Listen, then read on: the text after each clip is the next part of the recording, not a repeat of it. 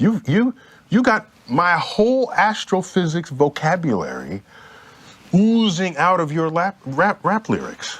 And so how does that happen? I love it. I just want to understand it. Just an interest in science and planets and the universe. And so well, there's plenty of people who are interested in it, but it doesn't infiltrate. Well, I'm an artist first. Yeah, I'm a writer. I write mostly music. Okay. I'm working on novels and scripts now. Really? Okay. Yes, I am. But I always thought, as an MC, growing up, it's always been about being lyrical for us. Where'd you grow up? I grew up in Brooklyn. I'm born in Brooklyn. Lived in Staten Island. I lived in all the boroughs. Okay. And Staten Island? Yes, Staten Island. Shaolin. Staten We call Island. it Shaolin. Okay. Wu-Tang. But, it started from back then. It was always about being lyrical and writing the tightest lyric and sharpest lyric and being witty and also incorporating things around us and anything we can incorporate into music. Like, I'm not a sports fan at all, but every now and then I always incorporate things about sports. So you're reaching into pop culture, and there it is, and it's there for you. Yes. So, all right, but were your earliest songs that way? Some of the songs, some of our lyrics, we went there. Years ago. I remember one time RZA had this rhyme. It was about conception, being born, and it was a line about when my mind flashed back to a eerie mood when I was just a sperm cell in a fallopian tube. Oh, he was about 13 then. That's a great so. line. Very good. And so in Brooklyn, if you start taking an interest in the universe, and there are other rhymers, rappers, you had to be a little weird for doing that. Isn't that right? It can't have been normal. It depends on, it comes off as not being normal to most. But I wasn't normal doing it, and I wasn't even a rapper. Well, it depends on how you deliver it. If I'm delivering it in a way where I'm like, Earth is the third planet. Okay. And the sun shines light. Right. It's okay. Not done that doesn't play. Right. Not in Brooklyn. Not in. Okay. But if it's in a way where you're saying my universe run like clockworks forever, my words are pulled together, sudden change in the weather, the nature and the scale of events don't make sense. A storm with no one in, you're drawn in by immense gravity that's going mad. Clouds of dust and debris moving at colossal speeds. They crush an MC. So you speak about the universe and planets, but you still incorporate the element of MCing. And the mood and the feeling. The feeling, yes. And so you've embraced the universe. A lot of cool vocabulary there. I make a big deal of the fact that our vocabulary is very accessible. Galaxies, the dwarf, the black hole, Big Bang. And a lot of them are even one syllables. I'm guessing that makes it easier to rhyme and easier to pulse into a lyric. Yes. Rather than the words of geologists or... Of course. Rakim, I usually quote him on some of his lyrics. And he had this line years ago, and this was in the 80s, where he said, I'm the creator of the alphabets, now let's communicate when I translate the situation straight. No dictionaries necessary to use. Big words do nothing but confuse and lose. So... There it is. Half short, twice strong. Beautiful. The only difference is if I use the word nova, I'll be speaking about a star, unlike the average rapper who will probably be talking about a car. Tell me about a little bit of history of the Wu-Tang Clan. Wu-Tang is a group mostly from Staten Island, Staten Island-based group. Some of us are from Brooklyn. And we put an album out in '93 called Enter the 36 Chambers, Wu-Tang. And 9 members at the time. Some of us had solo careers prior to that. So you were assembled out of the musical like a ether. band. Assembled. Yeah. Many of us childhood friends. And tell me about its influence. Very strong influence. Yeah. Very, very. How do you account for that? Other than just your great performers, is there there's got to be something else going on there? Well, 9 individuals. Because it affected 9 different personalities. Culture. Of course. As though hip-hop took a turn. Well, every now and then, history takes its turn. You have conscious rap at some point.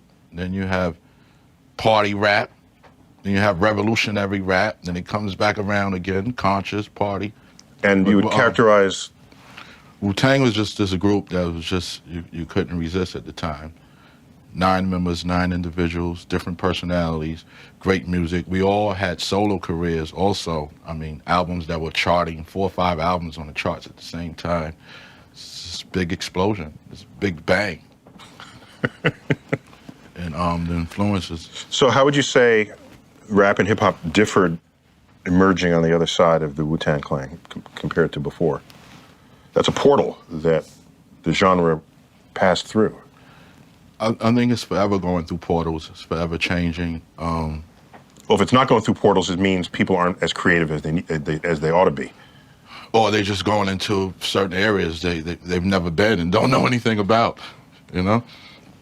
But it's forever changing musically, as far as corporate-wise. I mean, it's on a whole nother level as far as the money, the business side. But I think lyrically, it's regressed. What do you mean? As far as the lyrical side of it, I mean, if you take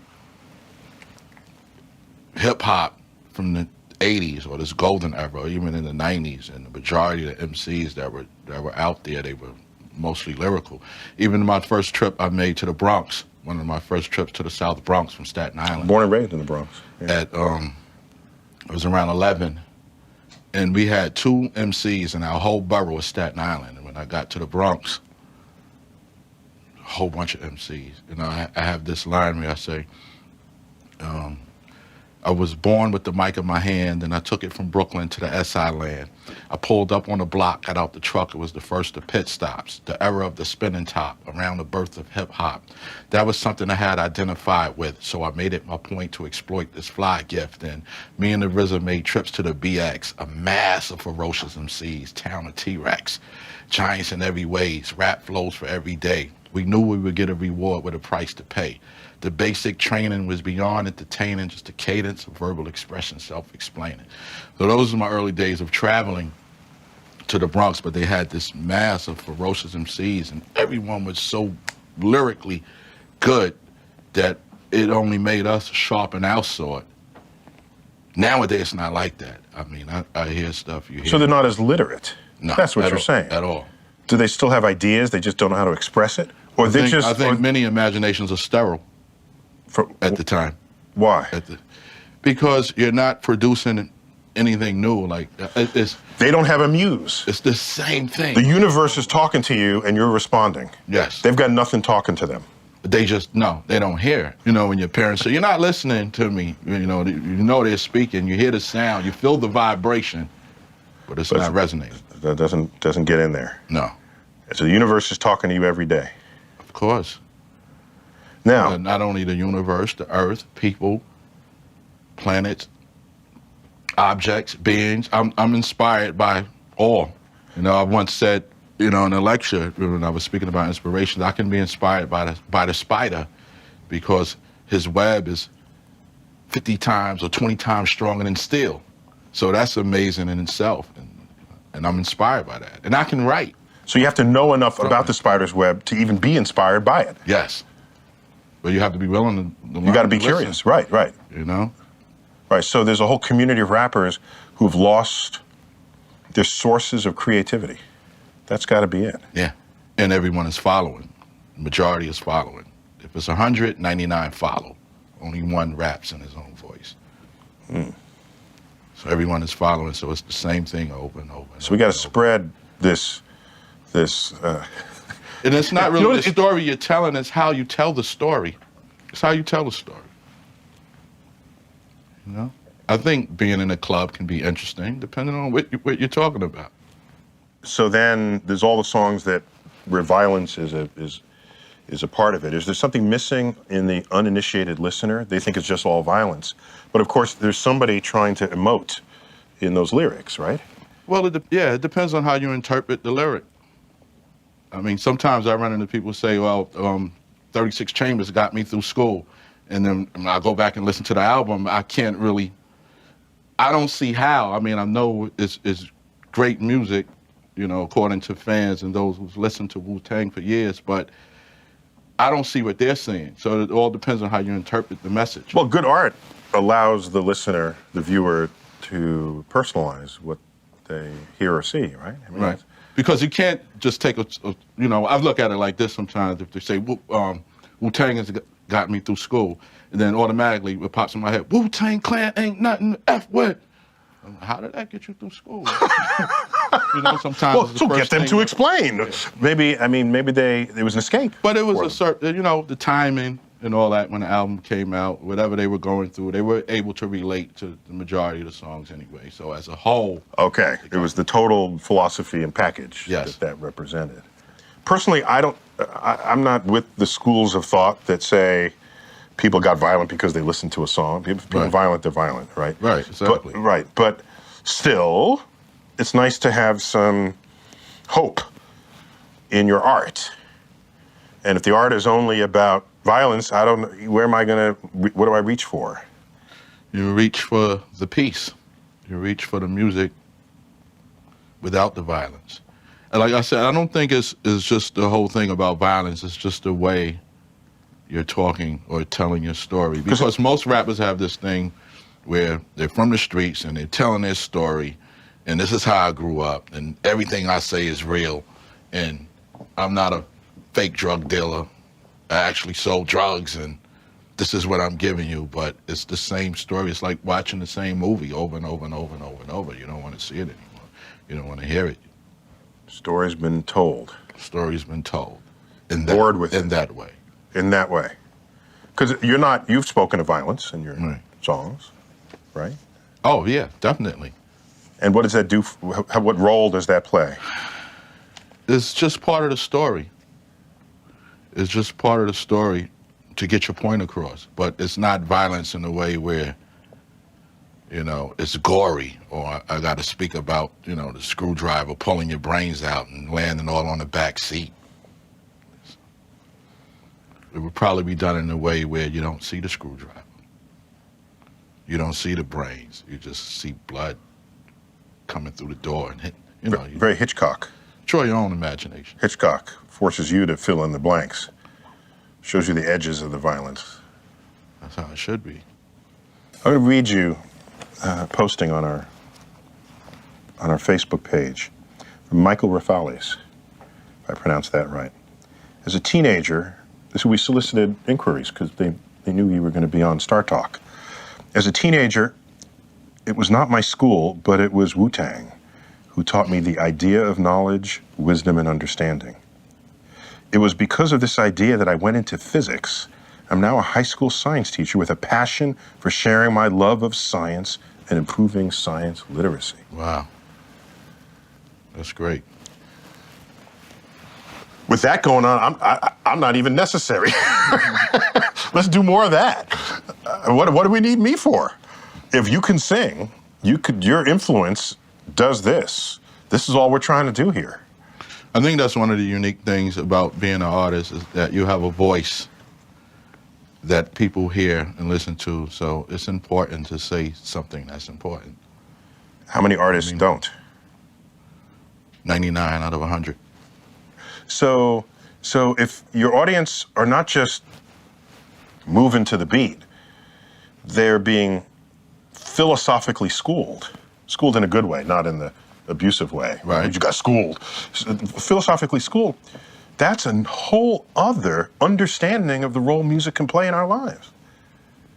Isn't it? I mean, think about it. Most music, nobody's saying, I want to play this so that my mind can be in a new academic place.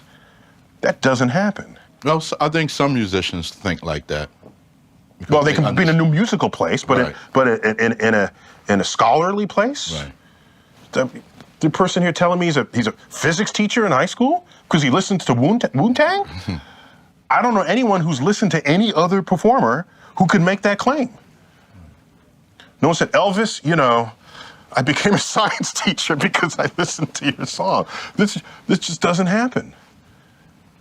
So have you fully embraced the power over life's tragectories that you might actually be wielding? Yes, I have. I mean, that's just one story out of many. I mean, I've heard several stories throughout the years, just about the influence that Wu-Tang has had on 2 generations now of people. People that started with us, grew with us, and then their children or their nephews or nieces. So it's like a whole nother generation of kids that's listening. And, I'm honored to be part of that. I mean, that's a great thing. What's your favorite science concept that keeps coming back to you when you're penning lyrics? Could be an idea or an object or a thing. It's just how everything is connected. Because we are connected. Yes.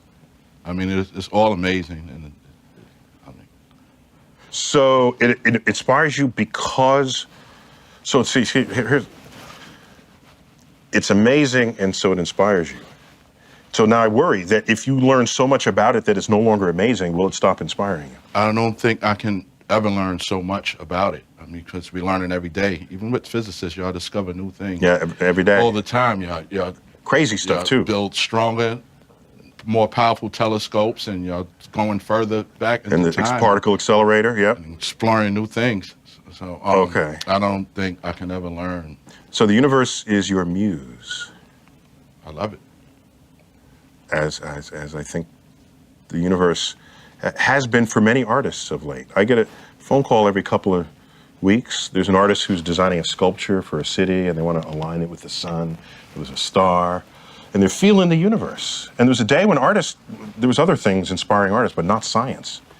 So do you think it's because science is more accessible today, that it's reaching into the soul of the artist? I think it's more accessible. I also think that people are learning more and more about themselves and their connection with the universe.